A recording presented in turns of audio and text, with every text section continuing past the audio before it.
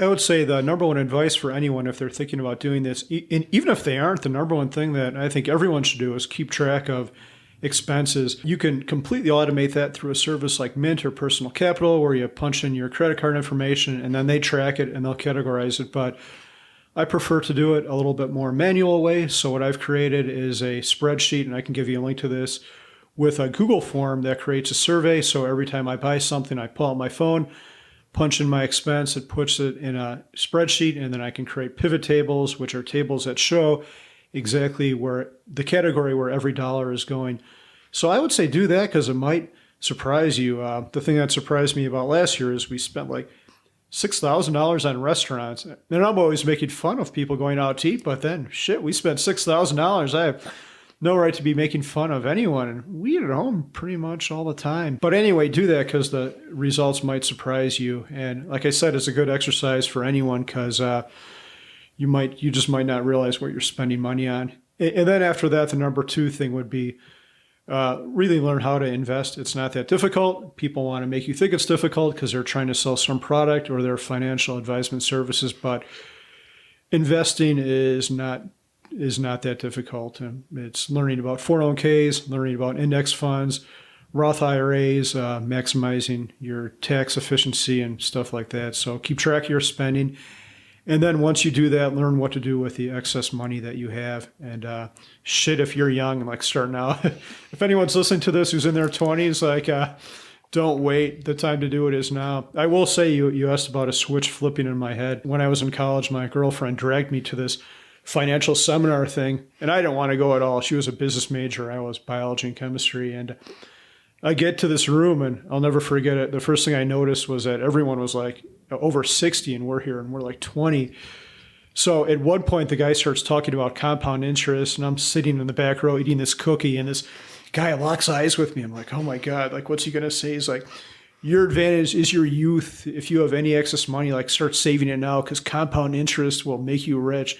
I'm like, holy shit. It was like I think a rainbow went over my head and unicorns jumped over the building or something like that because that always stuck with me. And the cookie probably fell out of my mouth. No, I don't think it was that dramatic, but that taught me to start saving now. And it's interesting because now our net worth is far greater than the amount of money we've earned in our lives. So it's much better to have money working for you than to work for money. Indeed. Yeah. And I didn't have the similar cookie drop out of my mouth moment, but for whatever reason, as soon as I got even the co-op job, so I was like 19 or something, we were eligible for their 401k. I worked at Nortel Networks back in the day. You probably saw them. Yeah, Nortel. Yeah, until they like it was right before like 99. So they tanked. But I started saving then and then maxing it out like even when I was a college or I was paying as much as I could afford in there and still pay for school and everything. And then as soon as I got a job, I was maxing out stuff. So did you guys do that too? Yeah, we did. I want to ask you a question because sorry, a little tangent here. There's a controversial topic that comes up in the personal finance community, whether people are born savers or not. And I think it's true. I definitely think people are born to save or not. And it sounds like you were. And I knew I was too. Like I remember growing up, I was always the one who wanted to put money in the way, put money in the bank. I was knocking on doors to shovel people's driveway to earn money. And at the same time, my sisters were like, why are you saving this? Just spend the money. And my younger sister was only 2 years younger than me, so we grew up under pretty much the same conditions, but a completely different mindset around money. And still to this day, it's still the same way. So what do you think about that? Do you think people are born to save, or how did you get those values?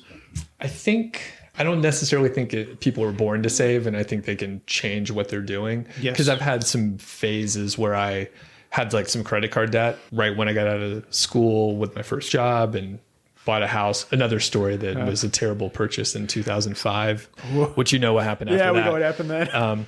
So for me, I was similar. I remember asking my dad, I was like, hey, I want to get a CD player. And he was like, sure, if you get it, then how are you going to get CDs? Like come up with a plan. And the next day I was pushing the lawnmower around the neighborhood, going to, people that had like clearly grass that needed to be cut, and then started a 6-year career as a lawn maintenance engineer. I could throw the engineer on there, but I saved a ton of money then. And at this point I'm like, if I just would have put that whatever, $12,000 instead of like paying for college. Yeah, yeah. If I would have put that in like 23 years ago, wow, that would be great. Yeah, even despite 2 recessions, including probably one of the worst ones of all time, right? It's amazing. Like, yeah, crazy. Yeah, so I saved a lot of money, and to the point where I think I was I guess I was in college, but my older sister, who's like 6 years older, was buying her first place, and I lent her money for the down payment. So like I saved that much money, and she was a pharmacist, right? So she had